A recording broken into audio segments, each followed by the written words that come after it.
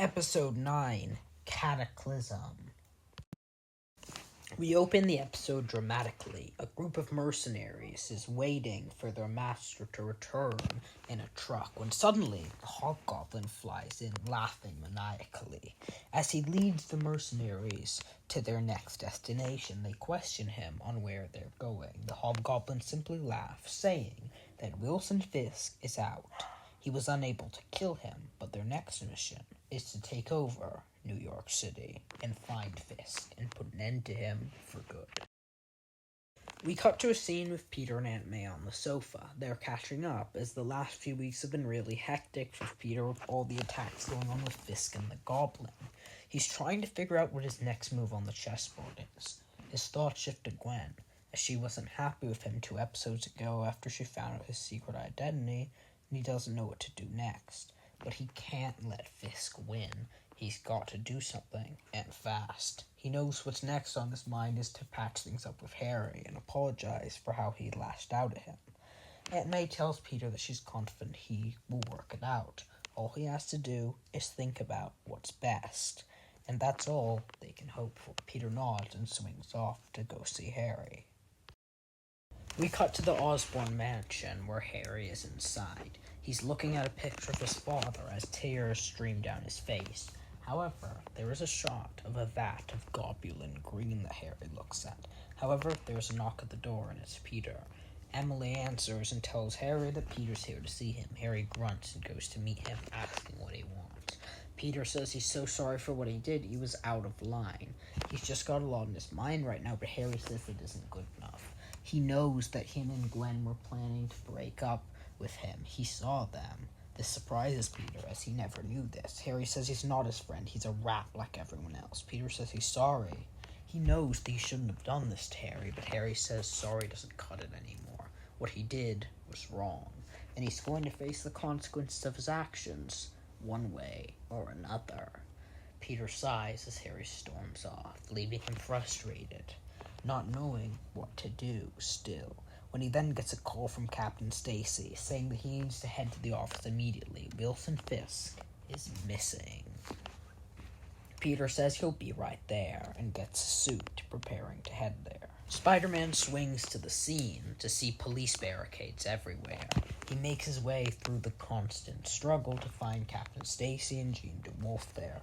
DeWolf is angry with Spider-Man, saying that they've got it covered. He's a vigilante. He should be behind bars. Stacy says that Spider-Man's methods may be off the books, but he is the one who has the most experiences with this case. Spider-Man nods and DeWolf gives them space. Stacy explains to Spider-Man the situation, how Wilson Fisk, who had been under constant surveillance of the police who had been trying to get a warrant ever since he was in power, was then reported missing. It was confusing and frustrated most of them, until they finally did some digging to find traces of a struggle there, and according to the witness that they interviewed, the person there was wearing some sort of greenish mask. Spider-Man says that doesn't add up. He says the Goblin and Fisk were partners. After fighting the Goblin, he told him. Stacy questions, what about that Osborn kid? He was suspected to be the Green Goblin. Spider-Man says, no, that's not Harry. Stacy looks at him confused, saying, you're talking about Osborn like you know him. Spider-Man can feel that Stacy's too sharp. He may suspect his secret identity, and he can't let him on. So Spider-Man says, no, he was just saying that. Stacy nods and gives him the room, saying that if he has anything regarding this case, to contact him. Spider-Man says that he thinks he knows a place they can go and tells him to meet him there. Stacy nods as Spider-Man swings off to get the information he needs, where Captain Stacy and the police, meanwhile, are waiting for him. Shortly after arriving at the crime scene, Spider-Man notices a lot of strange things in the shipping containers that were brought here. There are a lot of weird supplies, stuff that could only be accessed from Oscorp, making Spider-Man assume that Oscorp has something to do with this. Captain Stacy and his men then come in to clear the scene, and Spider-Man explains his suspicions. He's saying that it can't be Harry, because Harry's only a kid. He doesn't even have the authority, which leads them to one conclusion for a suspect, Donald Mencken. The motive would be that he had the access for Oscorp tech. He would be able to get them very easily because he's the CEO.